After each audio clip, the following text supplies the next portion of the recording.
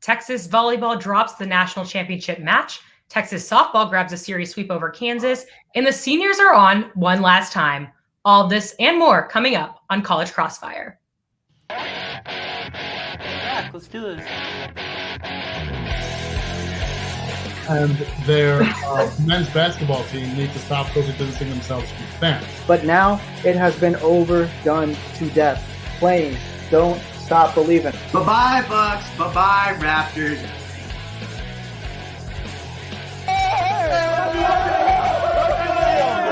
All right, let's get to it. Welcome into College Crossfire. I'm your host, Jaxie Pigeon, and I am so excited about tonight's senior show. First, let's begin by introducing tonight's incredible panel. I do not want to ask about futures because during COVID times it's crazy, but if you could just tell me a little bit about yourself and what you were involved in during your 4 years in TSTV. Thomas, start us off. Yeah, my name's Thomas Fitch, and journalism major, sports media minor. So obviously Texas Student Television was the main thing that I was involved in. Also did a campus ministry called RUF, but this place has been a home for me. So crazy that it's the last show. Absolutely. Daniel, what about you?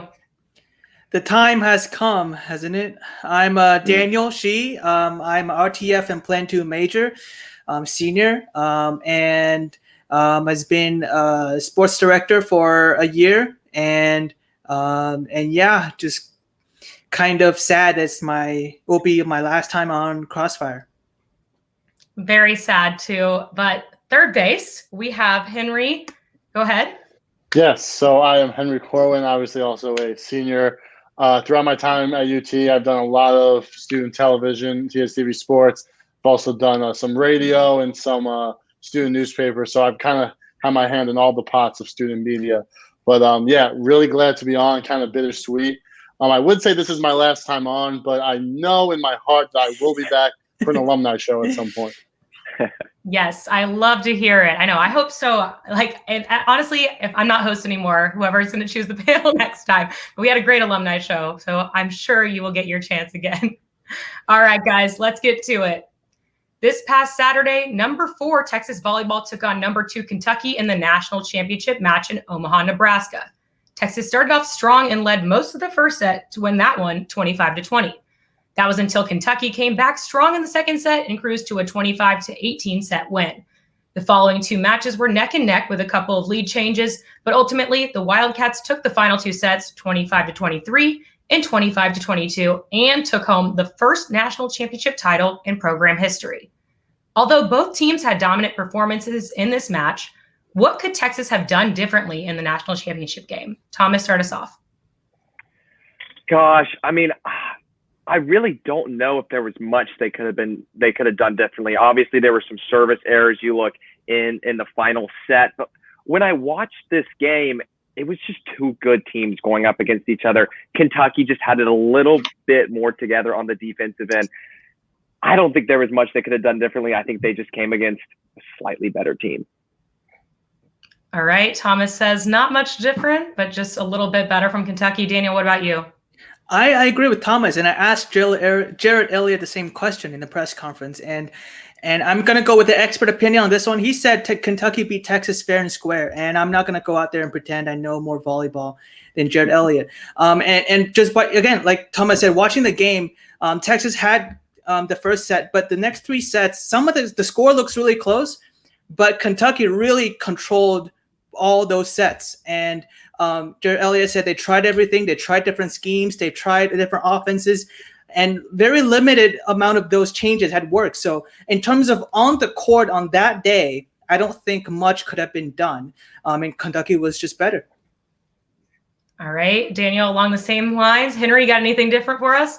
Well, first of all, Daniel, don't sell yourself short. I think you know more volleyball than Jared Elliott, first of all. But second of all, I mean, I'm gonna agree with Daniel and Thomas. Like, I mean, these were really close. These were close sets, and like Kentucky just pulled them out of the end. If I had to pick something, I mean, they didn't do a great job defending against the kills. I mean, was it Ali Stander and Maddie? Sorry, I wrote their names down here. I don't remember. Maddie Skinner had 26 and 19 kills respectively. I mean, it's really hard to win a match when, you know, the top two players put together those kind of kills, especially, you know, given the past matches against Wisconsin and Nebraska.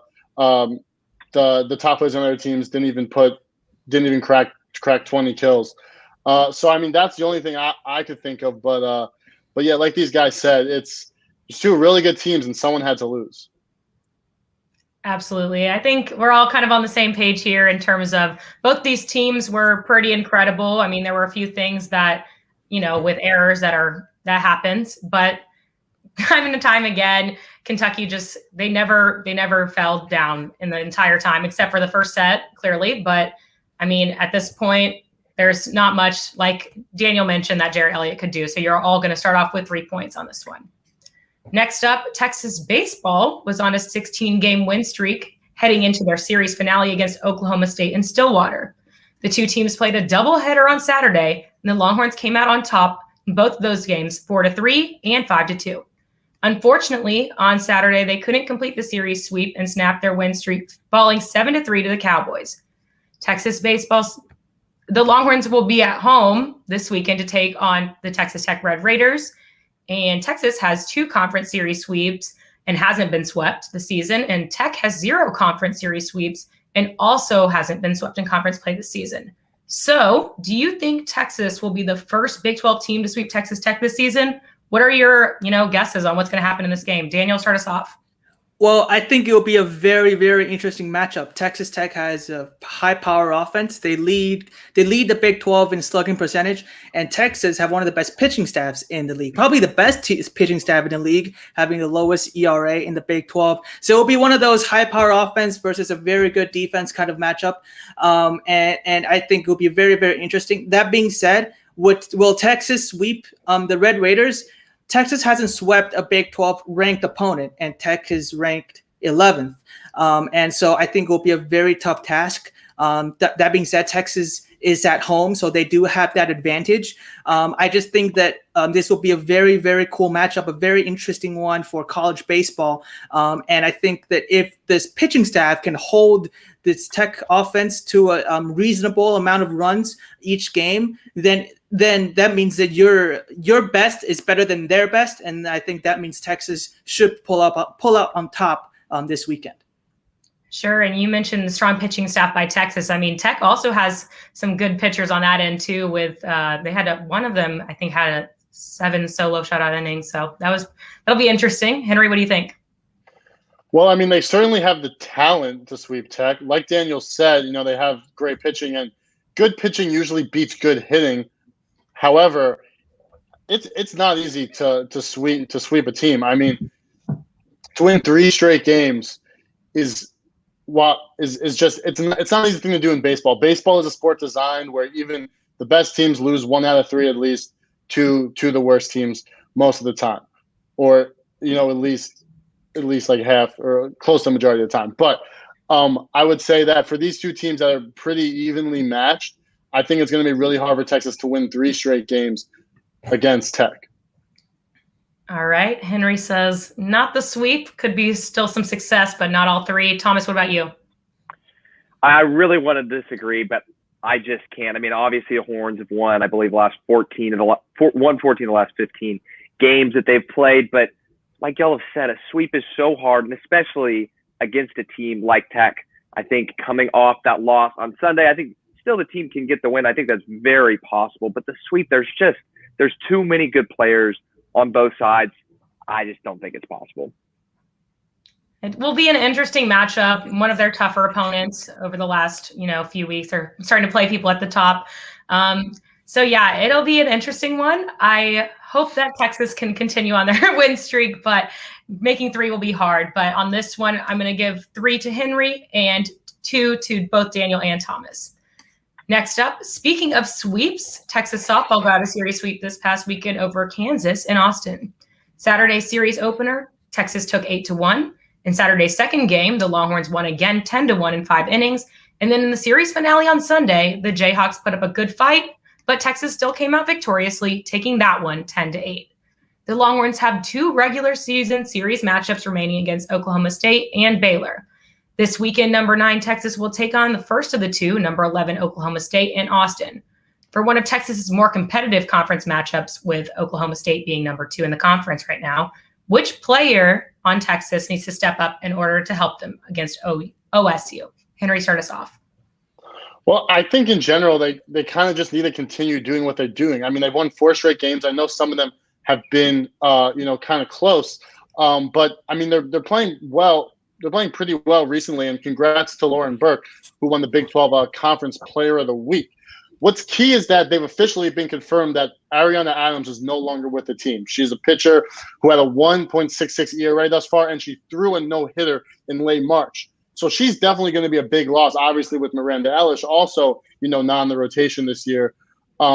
So their starting pitching has taken a couple hits. So, unfortunately, I can't give you a specific player at the moment, but I do think that their starting pitching in general, with this loss of Adams too, could definitely be the ones to step up.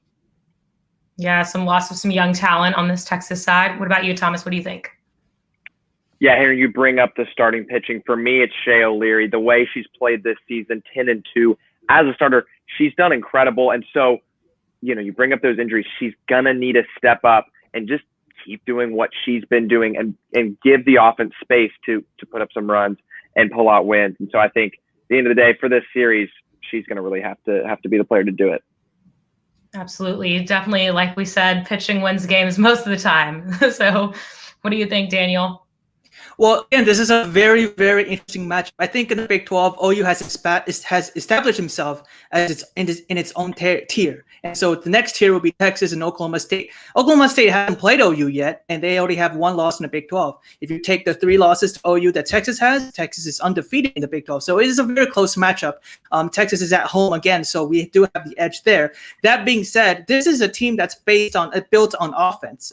They're really good at especially having putting players on base, and we've seen that in the OU series. They just couldn't drive them home, and so they need, in order to drive people home, you need to have those players in the middle of the lineup to really perform. I'm looking at Shannon Rhodes in that lineup. She has the most RBI on the team. She has the most total bases on the team. She's ranked in the top 3 in slugging percentage. If she can perform against the Cowgirls and drive those girls on the base back home, then Texas will have a successful weekend. Yeah, she's definitely been stepping up on that offensive side. I mean, just knocking them out, sometimes multiple in a single game. So I think that if she continues to step up and do her thing, that, Texas is going to have some success this weekend against Oklahoma State. So Daniel, you're going to get 3. And Henry, to your points with pitching, I think that position's lacking. Shay's definitely going to need to step up, but she already is kind of she's produced herself pretty well up there, so she doesn't need much up there. But honestly, they're a great team, and I think this will be another great matchup. So when we come back, this panel will discuss Austin FC's first win in the NFL draft. You won't want to miss it.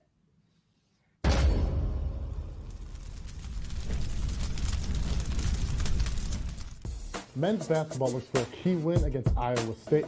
Women's basketball is tested against the number 2 team in the nation. The Longhorns had a dominant pitching performance in the latter half of the game, led by Pete Hansen. I get to say some of the most exciting words in football. The Cincinnati Bengals are on the clock. And picking for Texas started the third with the lead and continued to gain momentum on defense. Hello and welcome into the first social distancing college press box ever. You're watching a live sports presentation of Texas Student Television. It's a lovely evening in Austin. Texas Longhorns, Texas A&M Aggies. This is a rivalry game, high intensity, high scoring. Puck drop, we're off. Both of these teams are very fast. Big collision on the wall there. Now a little advantage for Texas. Shot in the middle.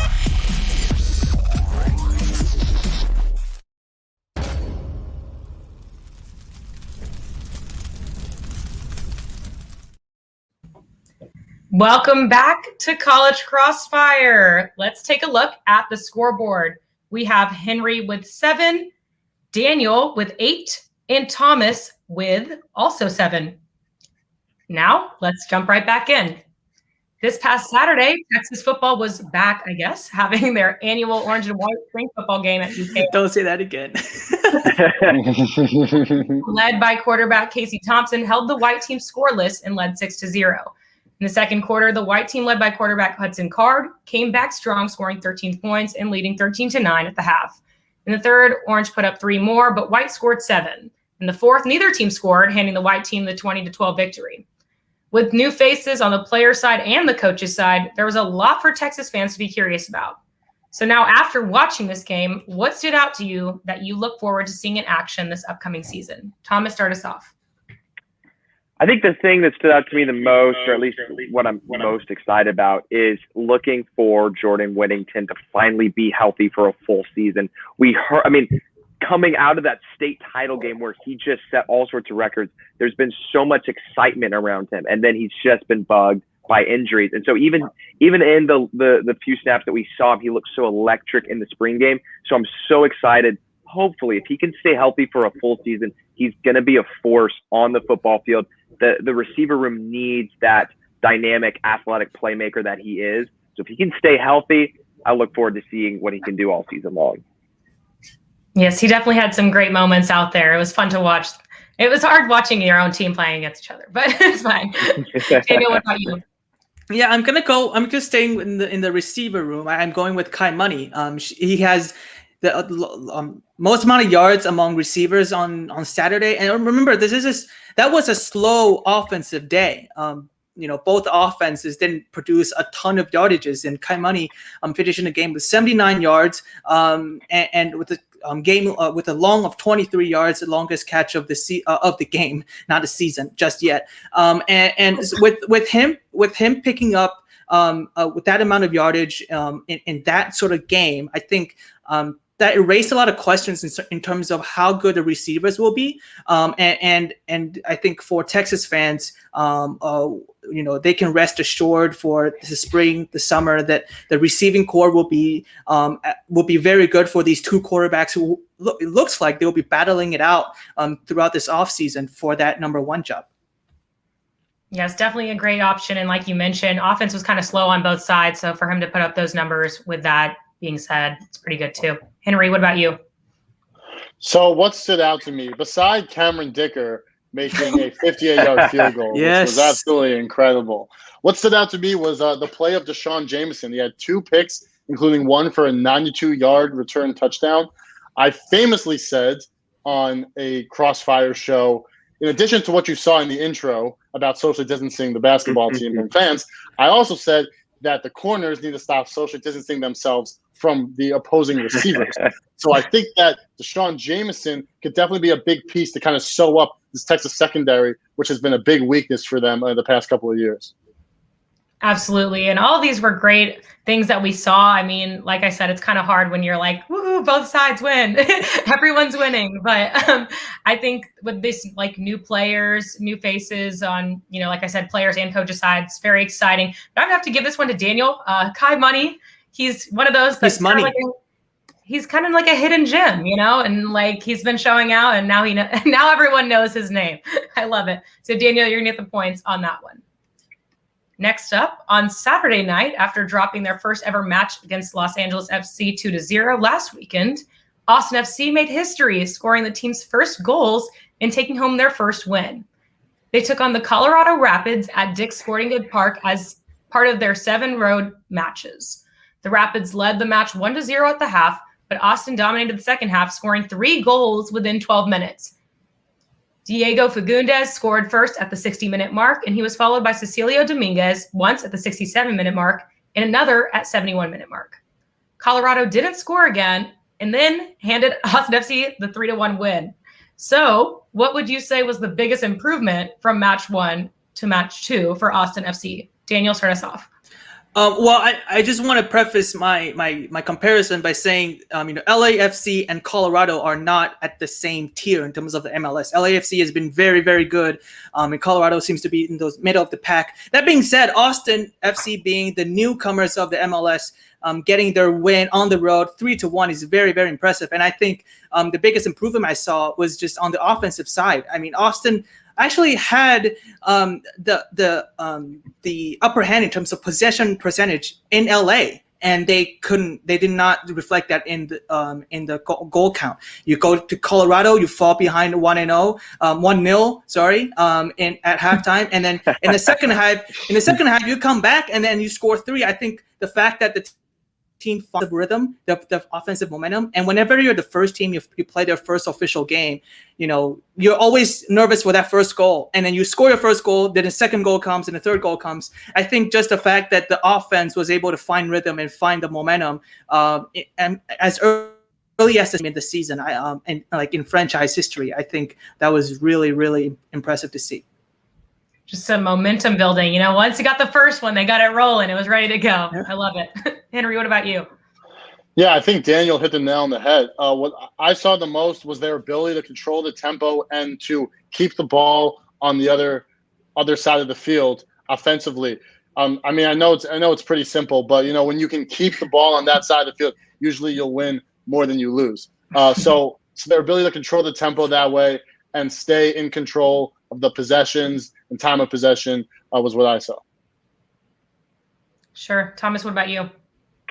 Well, obviously the biggest improvement, they scored goals. They didn't score goals against LA. They scored goals against Colorado. But what impressed me was the play of Daniel Pereira, the rookie from Virginia Tech. He didn't score any goals. He didn't have any assists. He had 91.7% passing accuracy. He drew 3 fouls. And so even the fact that you're rookies, without scoring, without assisting, they're creating plays. They're creating the ability to get down the field and score goals. I think those are the improvements that allow for going from a shutout to scoring 3 goals. Sure. And it's that creating opportunities. It's the behind the scenes players. Like we said, they may not get the recognition for scoring the goals, but they lacked some opportunities, creating opportunities, I guess, in the first match. So second match, they definitely created more, as we could see, scoring 3 times within 12 minutes. So Thomas, you're going to get the points on this one.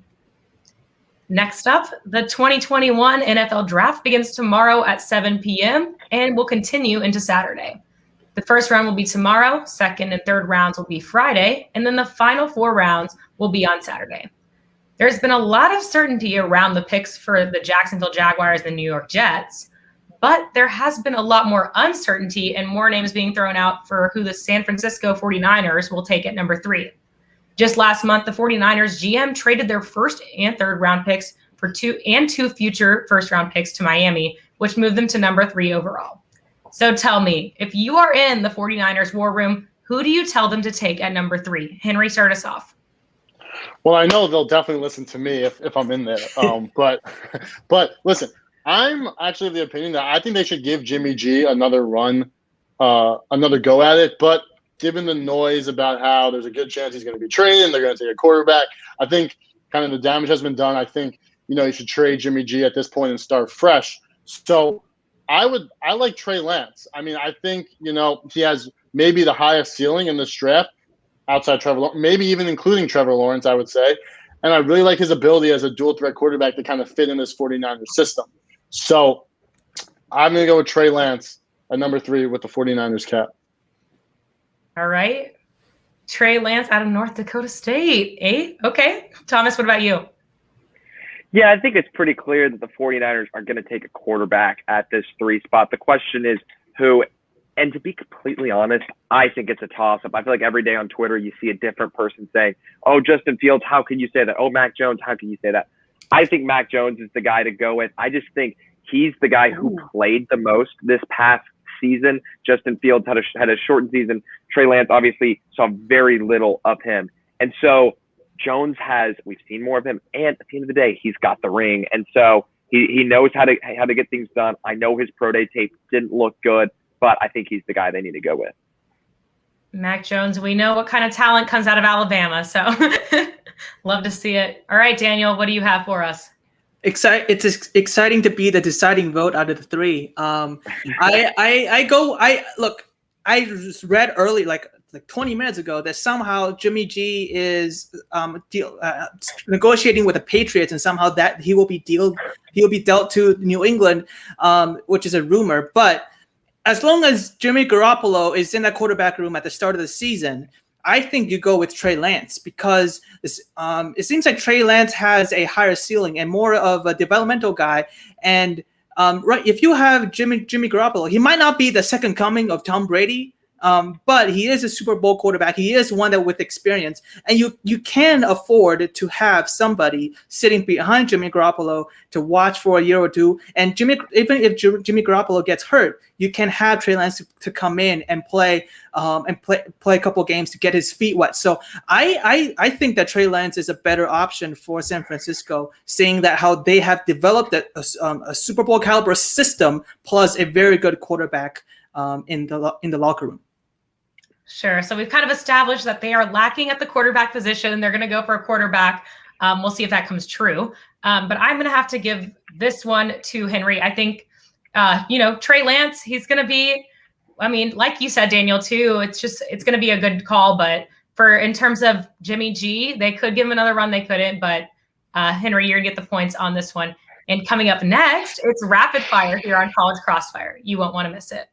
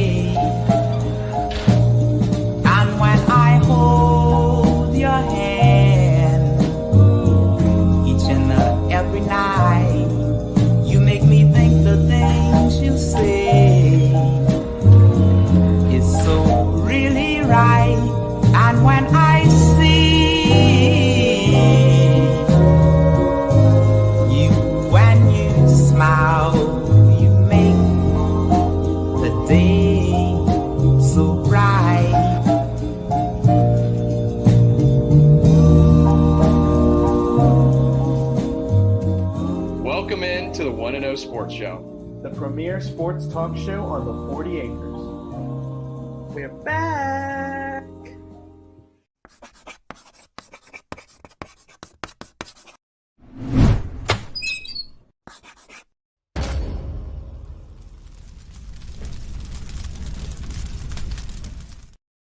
Welcome back to College Crossfire. You look like a flower.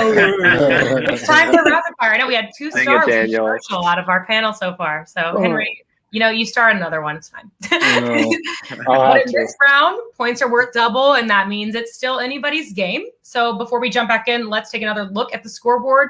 Leading the show, we have Daniel at 9, and tied in second, we have Henry and Thomas at 8. So let's get to it. All righty. Throughout your time at UT, all of you played a key role in keeping TSTV Sports successful. Whether it be behind the scenes, on air, or even just supporting others, you are a part of our dynamic team. We have oh my God, no! To make sure our department was able to thrive. Now you are all leaving UT, and we'll go on to bigger and better things. It's the best. But with your tenure in TSTV Sports, you have a well-rounded perspective on what you can accomplish with this department. So for those of us who still have time left, what piece of advice would you give to current and future TSTV members? Anyone can jump in. I can go first. I mean, I think, and y'all will probably say similar things, but just go for stuff. Like, just try it. And like, there's so much space, especially at TSTV, to like try something and fail and learn from that and move on to the next thing. And like, I think we would all agree that like we're all where we are now because we tried stuff and we failed and we learned from it and we grew. And that's like TSTV just offers such a great place to just go for it. And so, if you're wondering, should I apply for this internship, or should I pitch this show, or should I host Press Box on Monday? Like, the answer is always yes. Go for it. Give it your best shot. And if it doesn't work out, go for it the next time. Absolutely. Thomas, like, shoot your shot. Shoot your shot. But with journalism or whatever. Love it.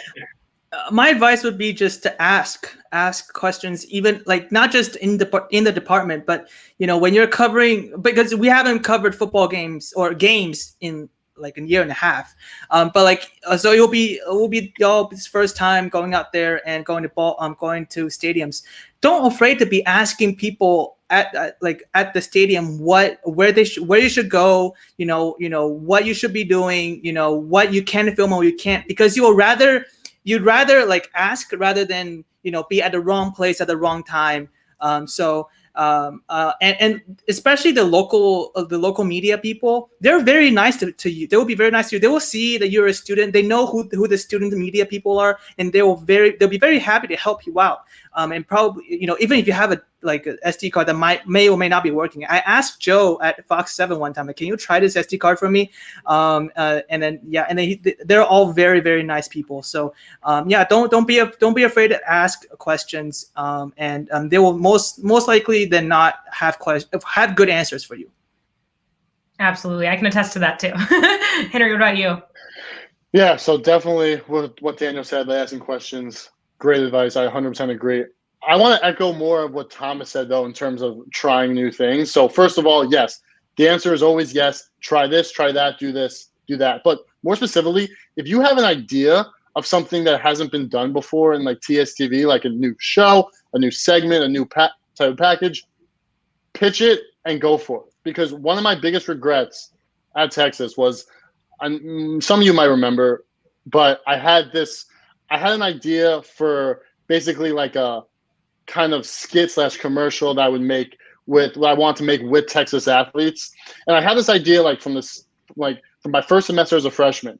And I just had this idea, but I didn't really kind of start to work on it until first semester my junior year. And then when I finally kind of got, some chance, this might actually happen, COVID hit and I had no chance of doing it. And I don't expect another pandemic to happen, but the bottom line is that had I acted on this idea earlier, I think maybe I would have had a chance to do it. And so my advice would be that as soon as you have that idea, go for it. Don't wait, because you never know what's going to happen and why you might not be able to do it in the future. Definitely. And this is all great advice, so I can't not give you all the points on this one. So all of you guys are going to get it on this one. But next up, I want to turn to Texas sports. And that is one thing I can guarantee, is that there is never a dull moment with Texas sports. Being a Texas sports fan can be tough, but it also can be extremely exciting. There are teams that peak and others that drop the ball, literally. No one can be perfect, but it's losses like Texas men's basketball in the first round of the NCAA tournament to Abilene Christian that stick out as painful to most Texas fans. But I want to hear from you guys. So good or bad, what is your favorite UT sports moment? So of all time, or of being in college? All time. Oh, I'll go first on this. So I'm limited to 4 years because I'm from New York and wasn't a. You're from New York. I'm from freaking Taiwan, man. What the heck are you talking about? You're trying to play the out-of-state card. I'm the out-of-the-nation card. You have even more of that excuse than I do. But what I would say, my favorite UT sports moment. I mean, I got to tell you, when I was a sophomore, so it was the Texas OU game where we were up by the Kyler Murray year, where we were up by a lot. Then OU comes back and we win. We win with that Cameron Dicker field goal. And I remember I was, in Dallas at the Dallas State Fair watching the game. I was at this huge beer garden that was probably 80% Texas fans. We were all going crazy. And when Dicker made that field goal, as a kid from Long Island, New York, who didn't even think about coming to Texas until he got accepted, it was the most I never felt more pride in being a Longhorn. So that was beautiful for me. Absolutely. When it's against OU, you just have to do it. Against OU, it just feels so much better. I'm going to let Thomas go last because I'm pretty sure he has the best one because he's a lifelong Longhorn. But By the way, I just want to point this out. My first ever Texas game ever, ever, was the Texas Maryland 2017 when Tom Herman's magic dust was blown away by the Terrapins. But my favorite moment probably would have been the USC game at Austin. There was one play. It was a goal line stand. It was like fourth. Like USC had like was stopped 3 times, and there was the one final time this running back was trying to go up north and trying to go around, but I think it was Brandon Jones or Caden Stearns that kind of stopped. Caden Stearns, I think, which pushed him out of bounds. And we were. Thomas, you and I were at the stadium. It was so packed that day. I'm pretty sure I was honestly scared for the safety of all, not because of the pandemic, but like trampling. But it was awesome that atmosphere, especially on that play, because that was a close game at that point in time. And that goal line stand was kind of like the momentum shift of that game too. Absolutely. And it's not quite the same as the Texas OU rivalry, but they do have some beef with USC. All right, Thomas, what do you have for us? Gosh, well, you know what? I'll stick to college because I was at the 2006 Rose Bowl, and you just can't trump that. But for college, I think 2 things stick out. One was the Sugar Bowl victory against Georgia. That was it's one of those games where, like you mentioned, Jaxie, so often Texas games are so close. It's either a great win or a terrible loss. And so you're always like nervous, on the edge of your seat, like about to have a heart attack. But the Sugar Bowl was like Texas was in control the whole time. And that's so rare for a win. And so that game was just awesome. But my other favorite sports moment, and this had nothing to do with what actually happened. I just remember the first Texas sports game I covered. And it was Texas against Northwestern State, Mo Bamba's first game. And I just remember walking into the Irwin Center and getting to go in the tunnel, out where the players came out. And it was just a surreal moment for me, having grown up as a Texas fan, getting to be there on the court. It was really awesome. Thomas was like, I just really wanted to feel that moment. He was like, I wanted to be one of them. I've run out of the tunnel so many times afterwards, pretending like I was a basketball player. Please, there's videos. Yeah, that's it. That is it, Thomas. When you had your moment to start. I mean, like, if you were there, you definitely can't top the Rose Bowl. But I appreciated your running out of the tunnel, too. So you're going to get the points on this one. But finally, our final question of the night. I want to take a deeper look into you guys, a little reflecting on your experience with TSTV Sports. I know Thomas gave us a little insight, but out there, all 3 of you have made such a positive impact on me personally. So I want to thank you for being such great friends and working with me at this whole time. But also you've impacted numerous others in this department as well. I know for sure I have so many great memories with each of you, and I'm sure you have plenty of unforgettable moments from your time at TSTV as well. So I'm curious what your most iconic memory in TSTV is. I knew that was coming. I decided to not prepare for this one just in case it wasn't coming, but it came. I need to think about this one.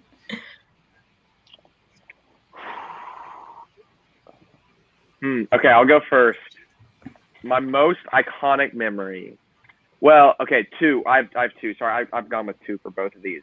But both of these happened at the Dell Match Play in Austin. The first one was my freshman year, Sunday, last round. I walked 18 holes right next to Matthew McConaughey, like an entire 4 hours right next to the guy. So that was iconic. Second iconic moment was the next year. Tiger Woods was playing. I was right behind the green and got to hear him drop an F-bomb. It was just it was only me and him who heard it. And so it was this intimate moment I had with Tiger Woods that he has no idea that we shared, but we did. And so that was pretty iconic to me. Yeah, we got some Texas legends. Just Matthew McConaughey and Thomas. Tiger Woods. Memorable. And me. Honorary with Tiger Woods. Love it. I'm going to go with 2 as well. The first one, Texas LSU. I covered that game with Justin Morris. I was on the field during the Don't Stop Believin', and that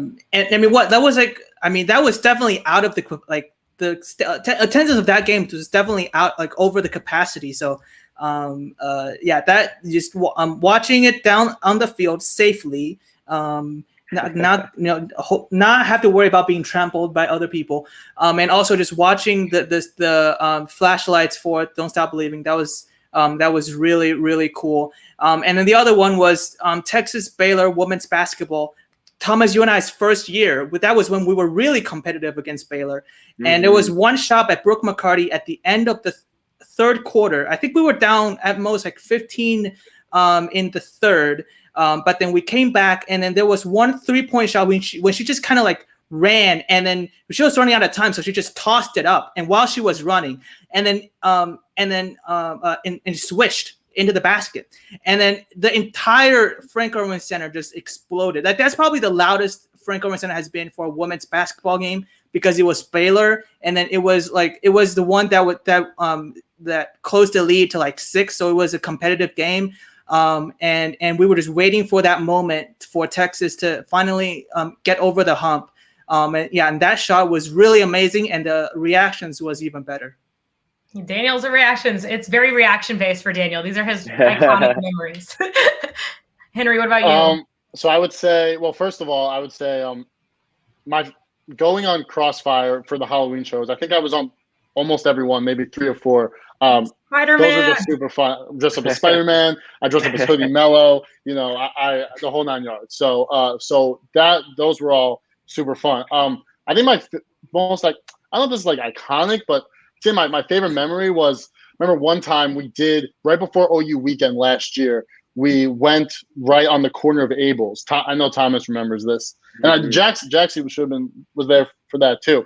I was there. And yeah. We're in the corner of Abel's with a mic and a camera, and we just asked people, as they were coming back and forth, like, first we were like, who's going to win this week? And everyone was like, oh, Texas. Like, yeah, of course we're going to say Texas. Then we started asking them more funnier questions, like, who's thicker between me and Sam? Like, all these funnier questions, like trying to trick them, saying like 2 guys on the teams were like stepbrothers, which obviously isn't true. So that was so much fun, because it was just like a chill, fun thing to do, getting out there, just having fun with other Texas students. Obviously, a little alcohol was involved with most of these students, but just having fun and just nothing to lose. And so that was a lot of fun. So things like that. And on to my first point, do things like that. Love it. Yes, taking chances, having some fun with it. A lot. It was very natural. It's fun to get out there and try to think of things, on the spot. Because it's a good environment. Those were more funny. It was like Colin Johnson of the whatever. We don't have to go into it, but I have to say, in terms of iconic, it doesn't get more iconic than walking next to Matthew McConaughey and having an intimate moment with Tiger Woods. I still have yet to have that moment, but both of those, and I'm a golfer. So Thomas, you're gonna get the points on that one and the win, but I guess his first win ever. Yes. First win ever. First win ever. History, guys. Is that a 1,000% winning percentage? No, I wish. I'm like 1 in 3. Oh. His first under my rank. Couple losses from freshman year. I love it. All right. Well, before we give you a FaceTime, we're going to do a little celebration. We have a video to look back on you guys' experience in TSTV sports. I know you guys saw some pictures, but here it is. Thank you all.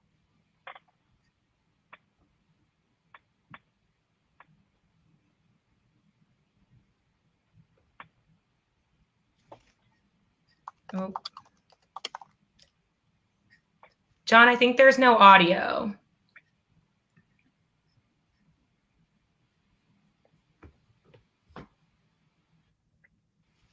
Well, with little technical difficulties, we're going to get it out there. The silent. We'll have it silent. You guys can just talk over it. It's nothing. Yeah, it's nothing like. Well, oh yes, we can just do a double. In the Kansas City region, the Longhorns will host the first and second round of the NCAA tournament. Men's swimming and diving team have won 4 consecutive national championships. Texas was looking to pick up their 6th win in conference, the with best. 2 games back first, and get out of the tournament bubble. Good evening and welcome to College Press Box. I'm your host, Hannah Burbank. I am your host, Daniel Shi. Good evening, Austin. I'm your host, Henry Corwin. Welcome into College Press Box, the most comprehensive sports show on the 40 acres. I'm your host, Thomas Fitch, joined alongside Daniel Sheep. Maybe this is because I'm a freshman, but the cannon. I don't like the cannon. How can you not like the cannon? And he's still the single take on Crossfire. In the middle, first time ever on College Crossfire, Daniel Shee. The Rook. Freshman. The Rook. How's it feel to be on for your first time? It's nerve-wracking, but Still nerve-wracking, by the way. You'll be It hasn't I think changed. I'll stay alive. You'll be good. You'll be good. You won't die. I can guarantee that, unless if Matt Adams pulls something out of it. I don't know. Daniel, always glad to have you on the show with your expert analysis. In your expert analysis, what happened to this team against UCLA? Where do I Oh, it's the final women's basketball segment that year, too. Right now, I think they do the that. New York Mets, they have gotten off to a terrific start. They're pitching well. Matt Harvey's pitching well. Syndergaard showing up. DeGrom showing up. Ahmed Rosario, top prospect, he's playing well. It didn't. There is no excuse why the New York Mets can not only be a great team, but win the National League East. And senior They need to make the playoffs. The Yankees did, That's a though, good which was great. quarterback Sam Ellinger played. The Yankees made the playoffs, so that was great. Yeah. And we got some really great faces of you. Yeah, yeah, really. Oh man, if I knew you were making a video, there are like other videos on my phone, like I saw what it sent in, like me on the court, like saying funny stuff, like on the football field, like oh man, I should have sent these. Yeah, Thomas, you're talking about all the blooper videos. Yeah, Thomas, you were talking about running out of the tunnel in the Frank Irwin Center, right? I have those videos, maybe for press box. Ari and I running out of the tunnel. I covered a football game, and I didn't run out of tunnel, but like I was walking out, I was like, oh my god, this is what Sam felt like his first time. This is what Tom Herman felt like his first time, and then just like imagining like everything was full. It was the seats were full of like just trash that the fans left behind, but like I was like imagining like if it's full of fans, that was. Yeah, I mean, that was really cool. It's the closest we can ever get to being like cool athletes as student journalists. Is to walk out of the tunnel, close your eyes, pretend that you're a Sam Ellinger. And then like I think this might be taken out of context in the future, but like I don't want to lie. Like 50% of why I did TSTV was the free food. The 40%, the free food at the games, because at the stadiums they normally give you free food. 40% was just the feel of going out and having that view that most fans don't. The 10% is just making it in a career. So free food, man. Free food. And you're a freshman, like you're just trying to live through, go through life. You need a dinner. You need a dinner and a good one. You don't know good free food, so you've had the spread at the Dell Match Play. Talking prime rib. We got Rudy's for the Cotton Bowl, the OU Texas game. I mean, they probably have Rudy's all the time, but like every single year. But I just remember going in with Turner Barnes, and I was like, "Oh my God, it's Rudy's!" And then just devouring a bunch of barbecue. Gosh, the chocolate cake. You know the chocolate cake I'm talking about at the basketball game. Yes, yes, those are the best. Well, if we lost Jaxie, I'll be the host. I think Jaxie's still around. Crossfire with your host, Henry Corwin. But okay, yeah, I'm back. Hey, Jaxie. Hey. Okay, guys, we're having some technical difficulties with the video. It is great, so we will post it for you guys to see. But before we go, I want you each to have a FaceTime. Thomas is going to start us off as the champion, but you know everyone gets a FaceTime for the final College Crossfire run. Oh gosh, I mean, ironically, I didn't plan anything to say for this one when I knew we would all get a FaceTime. But I mean, I just want to reiterate the things that I've said of just try stuff. Like coming in as a freshman, I tried a podcast and it turned into a TV show, and that's awesome. And like Henry said, trying like those man on the street little videos. There's like it's fun, but it's also great for your resume. But also like, don't think about your resume. Just enjoy college. Like these are the best 4 years, and just make friends. Enjoy the time that you have with them. Certainly have enjoyed the time I've had with you all three. And so just enjoy that. Forget about your resume. And honestly, if you enjoy your time in college and you don't think about your resume, you're probably going to end up with a pretty cool resume anyways. So that's what I got to say. Thank you, Thomas. All right, Henry or Daniel, Yeah. go ahead. Yeah, I got it. Yeah, Thomas actually took the words out of my mouth. What I was going to say was, you know, you don't, for people in TSTV right now, you don't have to do it just because you think it's a potential career opportunity for you. Like when I first joined TSTV, like that's what I thought I was going to do. As I've gotten older, you know, throughout college, I don't really know exactly if I'm looking for this to be my career path. Like, for example, next year I'm gonna be working at a job that has nothing to do with sports or journalism, anything like that. But what I realized that going throughout college, like Thomas said, is that just do these things because they're fun things to do. Like you don't have every extracurricular you do in college doesn't have to be, like Thomas said, building a resume. Do it because it's fun things to do. So that's what I would say. And then also one thing that I was so appreciative of for TSTV, and I guarantee you this will happen when you guys are back in the studio next year, and you better be back in the studio next year, is there was not a single time I came to TSTV where I didn't leave happier than when I walked in.